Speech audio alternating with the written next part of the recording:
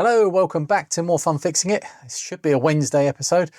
I'm a bit unreliable on the Wednesday episodes. Sometimes they happen, sometimes they don't. I think I've hit them most weeks so far, but yeah, sometimes I forget to release them on a Wednesday. But these are my kind of my filler episodes or my update episodes. They're not like the repairs and things. This is when you'll see the triages and things like that and unboxings. This isn't an unbox, although I do have some boxes of stuff here. This is some stuff that I brought back from the cave. Last Saturday I visited there with my son Thomas and we had a great time. We met up with loads of people from the Retro Hardware Discord. A couple of other YouTubers were there. Yawning Angel Keith and Andy from Hack Build Restore and Chris from Retronaut was there. I'm trying to think if there was anyone else I forgot. Well, actually, there is one more. Dan from Retro Recollections, who's actually not going to be a YouTuber anymore. He's come to the end of his YouTube journey, and Dan's channel is a lovely channel, and he's a lovely, really just a nice guy, a real gentleman, and he's made some lovely content over the years. But for whatever reason, he's said enough is enough, and he is hanging up his, I don't know, what do you hang up as a YouTuber? Camera? Soldering iron? Microscope? There's so many things. He's hanging up his contact cleaner. And as part of that process, he's also offloading a lot of the stuff that he's gathered over the years. And this is one thing with YouTube channels that happens is you get a lot of donations, and I've been very fortunate with quite a lot of the stuff in here has been gifted to me by very generous viewers and friends, and you kind of think of it as, I mean, it does belong to me, but I see it as a wider ownership. I'm not saying you can come around and collect what you need, but one day I'll pass it on to somebody else. And Dan's doing that very thing at the moment. I think he's got rid of everything now, but so don't get your hopes up. But I was very, very fortunate to be one of the recipients of some of the stuff that he wanted gone, including one really special item. I'm going to do the special item first, but I've got some other stuff to show off that I picked up at the cave as well. So, this will be broken down into Dan's stuff and everybody else's. So Dan got me this. This is a box with something else in it. Whoa, look at that. An Impact 2, a Series 2 GVP, Greater Valley Products Inc. A500 HD Plus. And I think that Dan has actually already done the work on this one. And I'm pretty sure that we can see inside. If I just do that. So there is a SCSI type device already in here. Oh, that's stuck down, that's okay. So I can slot an SD card in here and use this as an A500 hard drive. It's already got a couple of SIMs in here. So it's got some memory, added memory for my A500. This is marvellous. This is exactly what I wanted. And these are really, really hard to get hold of. So cheers, Dan. This is brilliant. I'm so chuffed with this. I will treasure it. What a great thing to own. I was expecting to see a blue SCSI in here, but that's a Zulu SCSI. I don't know what the difference is, or if there is one. I'll look up the instructions and make sure that I use it appropriately. But there's not much more to show on that, so I'm going to put it away. And I'm not going to plug it in right now because that's for the future. So well made. A big, heavy plate on the bottom of it. Marvellous. He gave me this box as well, which I said, is this your Christmas tree? Ooh. Right, the first thing in the top of the box is this slightly grotty +2 Spectrum. It's kind of in bits.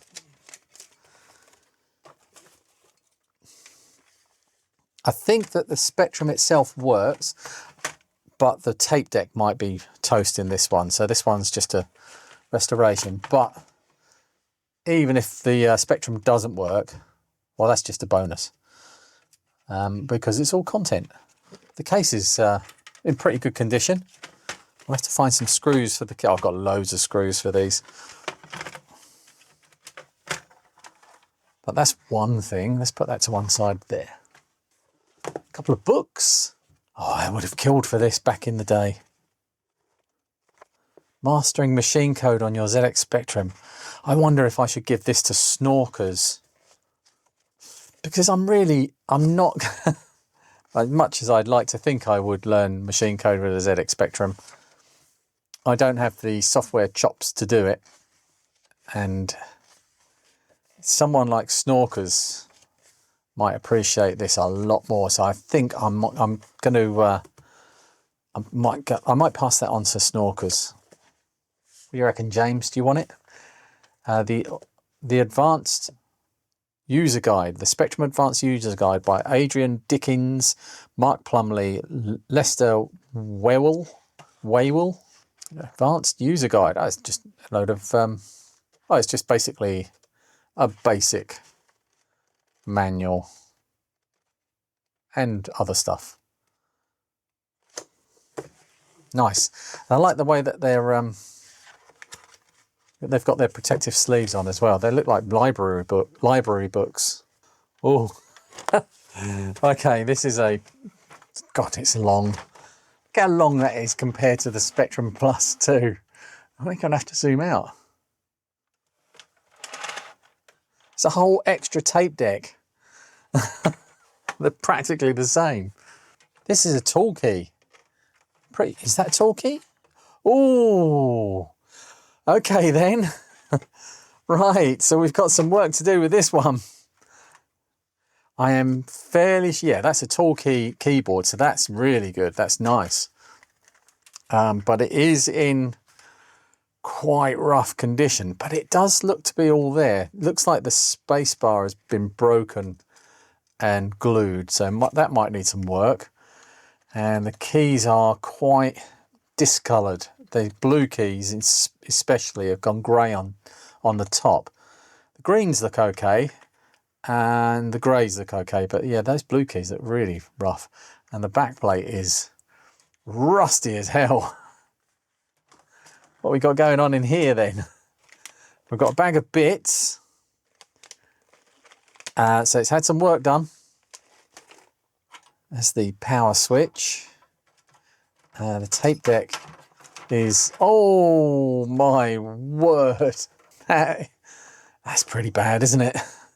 I don't think that's coming back. That flywheel ain't gonna fly.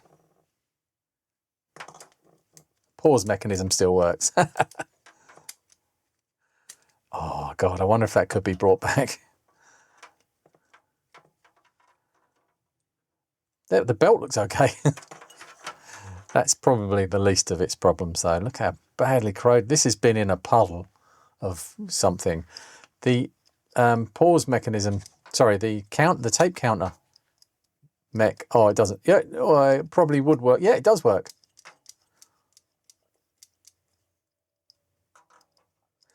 Reluctantly, but it does. So that's good. Yeah, there's a lot going on there.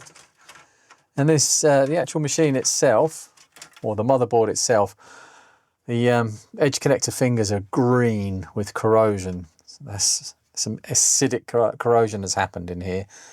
The actual motherboard looks okay, and the components on it are mostly okay. This IC7 here, what is that? Can't see, don't know. There's the Z80. I don't know what that is. But that's the legs on that one, pretty badly corroded. And in fact, quite a few of the chips have got corroded legs. Well, if it's had work done, I can't tell. I'd say it hasn't.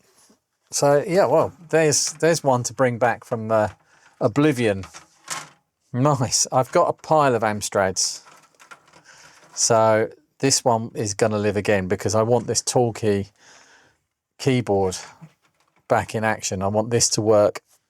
So I've got pretty much everything I need. I'll need to strip this down, get that board off of the back plate, rub that back plate down, get rid of all the rust and respray it. Put it all back together with, I I don't know, this is going to be, I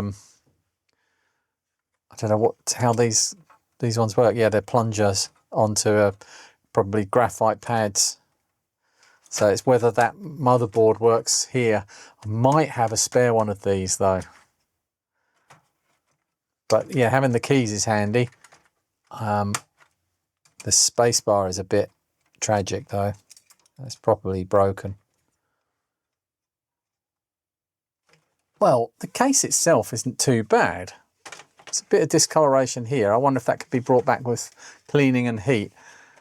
This area will need new stickers, but there's no like gouges in it. It looks all right.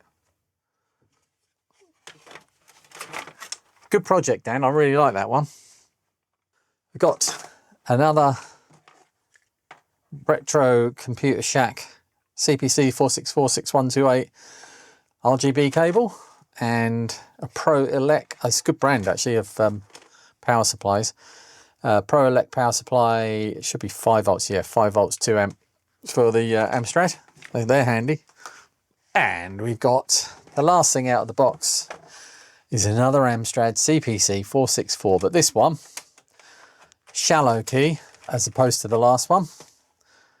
It's also a long board as well. They made one with the board that took up like a third of the case, and it just kind of has ports here and around the corner.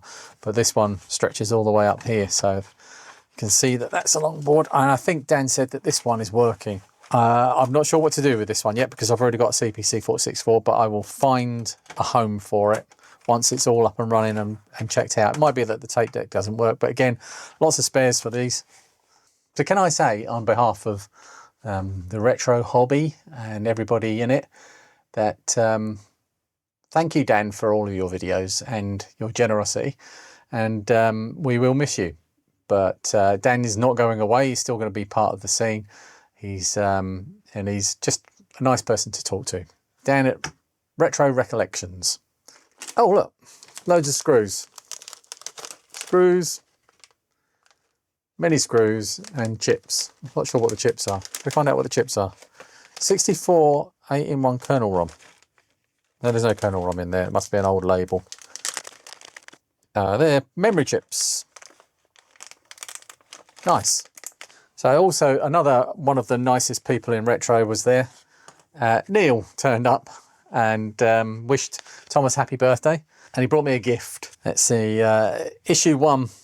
August 8, 1989, Amiga format. And I interviewed him recently on a podcast of mine, and he said that he'd bought an extra one of these and would I like the spare one?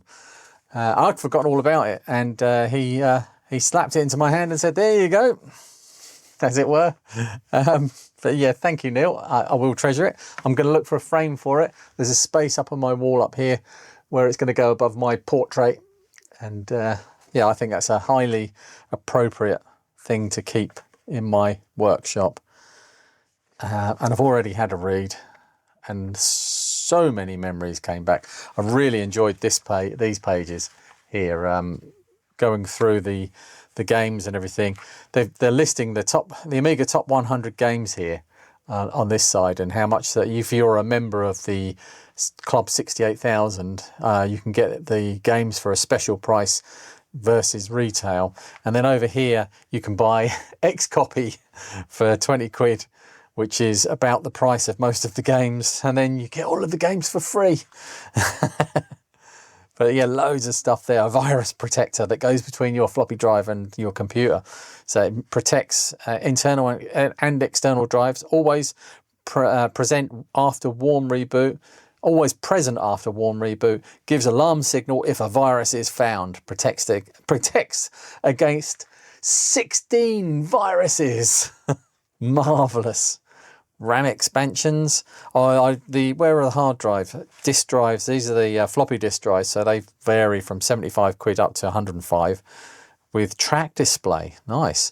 The hard drives, 20 megabyte hard drive here for £369, and if you wanted 3 times as much, it's going to cost you £649.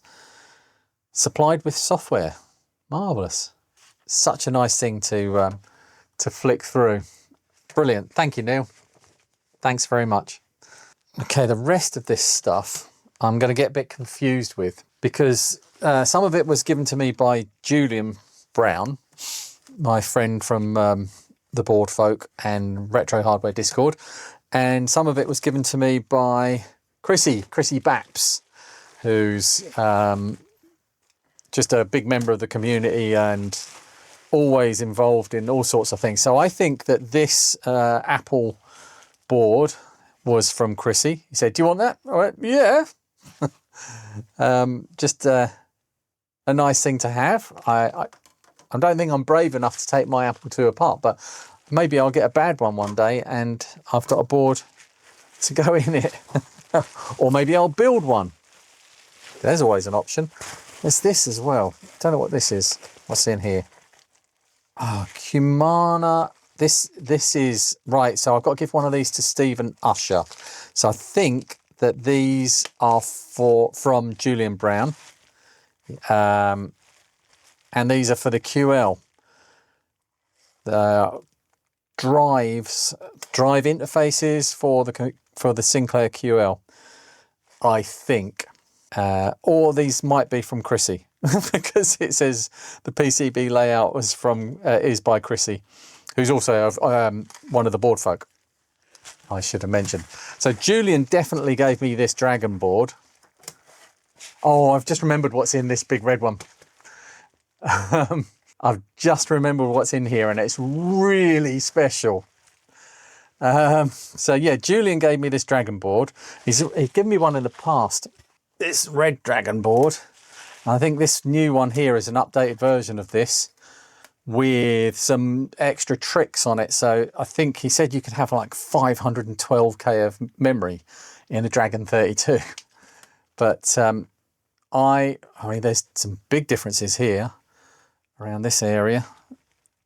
Yeah, there's a lot going on these, so I'll keep that with that one. He also gave me some Spectrum ROMs here with a ST-Link V2 programmer so that there's something that I need to program. I can't remember what that is right now. All that aside, there are some more bits around somewhere, I think. Before we go into those boards, let's just quickly do this one. John, who is Orin on the Discord, he's also one of the cave volunteers, gave me this, a HDMI switcher for live stream and TV. And he said it's a terrible Chinese thing, but I could have a play with it. So thank you, John. That's really kind of you.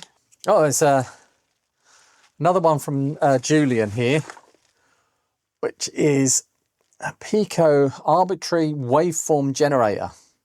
So it's a really simple thing, but actually you put a Pico on here and you have to program it each time for the waveform that you want, but it will give you arbitrary waveform. So that's actually genuinely useful. A really clever little thing. I mean, he's a super, super clever guy. Nope, can't show you that one. Right, I think that's everything from down there.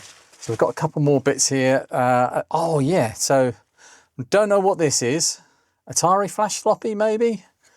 I think this was from, it could have been Julian or Chrissy. And it was really, I mean, I've met Chrissy before, but I've never met Julian in the flesh. And I've known Julian for quite a few years now through various social medias. And it was really a treat to finally meet him for the first time. Oh yeah, STM32F105R. So that looks like a floppy interface for the Atari ST, I think. It's got a buzzer on it. Yep, that looks like what that is. This one is definitely by Julian. This is a Dragon 32 or 64 power supply that Grand Old Ian designed. And this is really useful. And it would pair really nicely with one of these boards.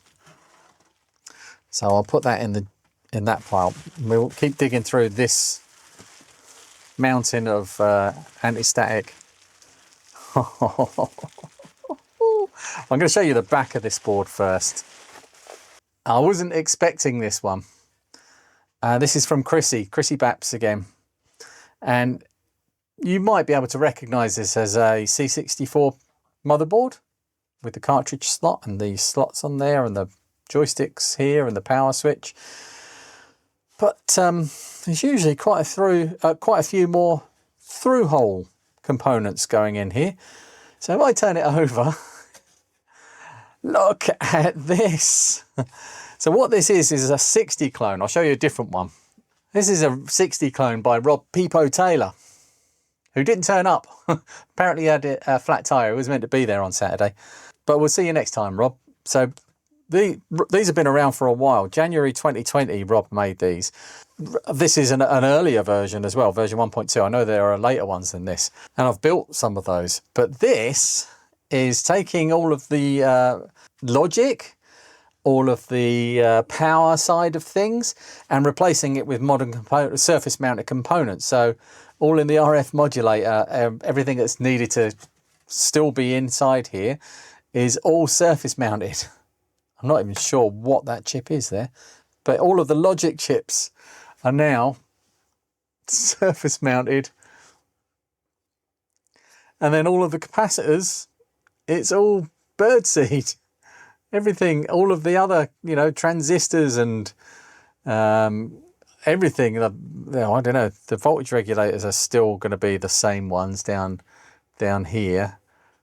But yeah, the bridge rectifier, everything. Anyway, this is the birdseed edition, which is what Chrissy's version of Rob's 60 clone.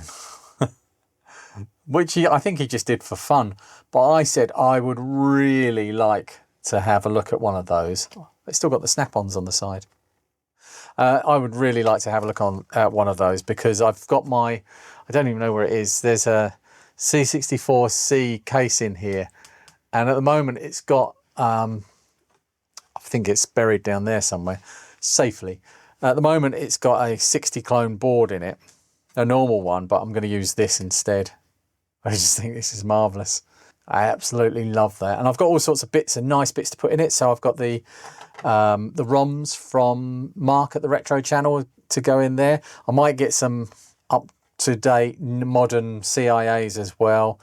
It'll have, obviously, a SidKick Pico in and a GAL PLA or similar. I wonder if there's a board you can get to replace all of the 4164s with modern memory.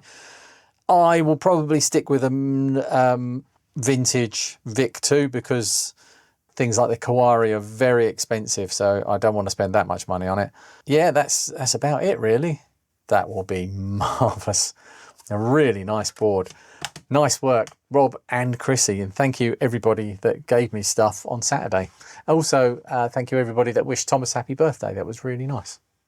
One more thing to show you. Regular viewers will have seen my IBM 5140.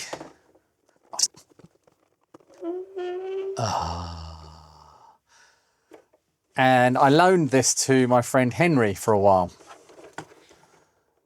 And he even bought one.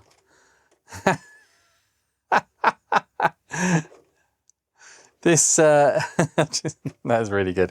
So he really liked the machine, so he's actually bought his own one. It's such a nice keyboard that is. I've just upgraded the key switches in my desktop, my modern PC, and I want them to feel like this. They're so nice. But anyway, I didn't send a power supply with it, and the only floppy disk I sent with it was corrupted, because that was the only one I have. I don't have any PC stuff here, so I couldn't make my own ones. So he sent me a stack of discs and an IBM branded 5140, well, it's not really a 5140, but an IBM branded power supply. It's a laptop power supply with the right voltages to run the 5140. But the stack of discs are all, I've got some games. Juno First. And they're all Chrissy's fault. This is a running joke on the on the Retro Hardware disc. Prince of Persia, which is also Chrissy's fault. Pac-Man or PC Man, more fun playing 5140.